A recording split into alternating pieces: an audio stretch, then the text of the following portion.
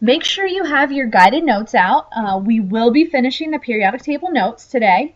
If you remember, the last time we did notes, we discussed both groups and periods, and then we color-coded a periodic table, and so this was able to show you where metals, nonmetals, and metalloids are located. So today what we're going to do is we're going to talk about the physical and chemical properties of metals, nonmetals, and the metalloids.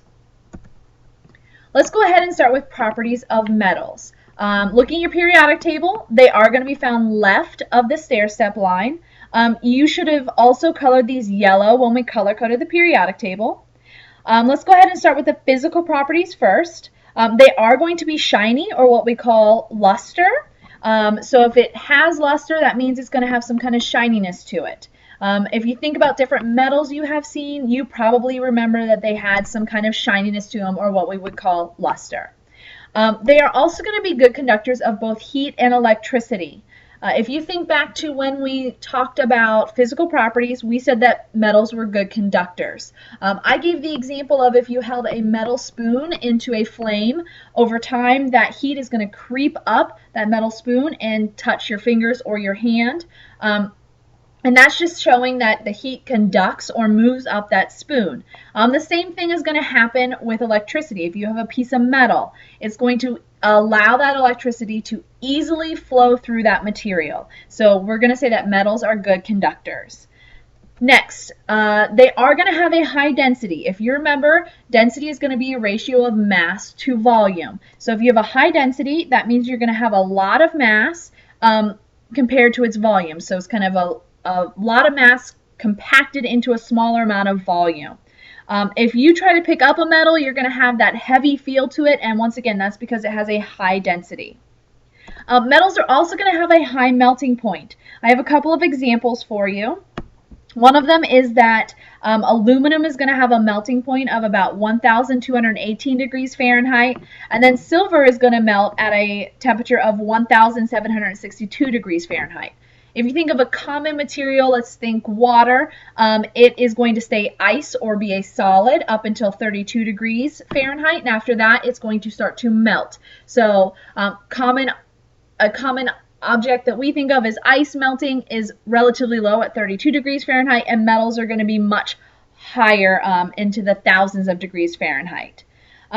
Lastly, metals are going to be both ductile and malleable, and what this means is you're going to be able to kind of bend it, pull it, hammer on it, and it's not going to break. And so even though they are a solid, you are going to be able to kind of twist it, pull it. You're going to kind of be able to mold it into something without it breaking.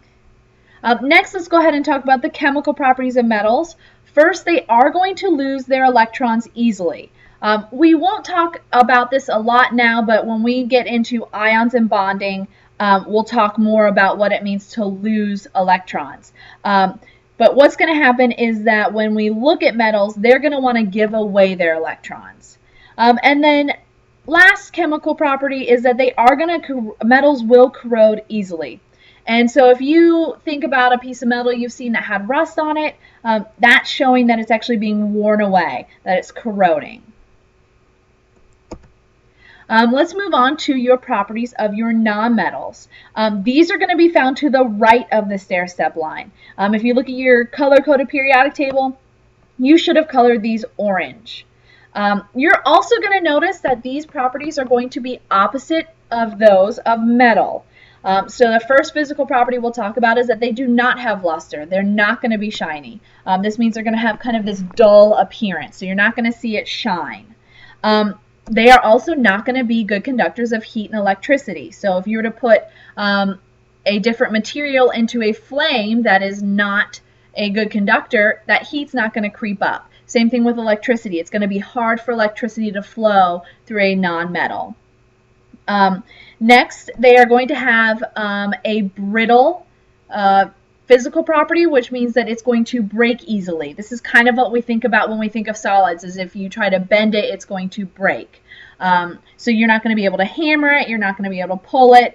It would break before it could mold. That also means it's not going to be ductile or malleable. Next, we're going to talk about its density. Nonmetals are going to have a lower density than metals. So once again, remember, this means that it's going to have less mass with its volume. So it's not going to be as packed tightly as a metal.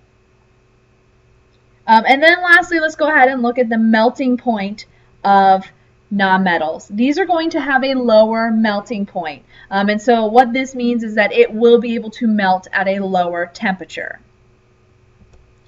So chemical properties of nonmetals. We're really only going to look at one of these for nonmetals, and once again, we're mostly going to focus on the gaining and sharing of electrons when we talk about ions and bonding. But I do want you to know that nonmetals are going to want to take or gain or share these electrons. So metals gave them away, nonmetals are going to take them.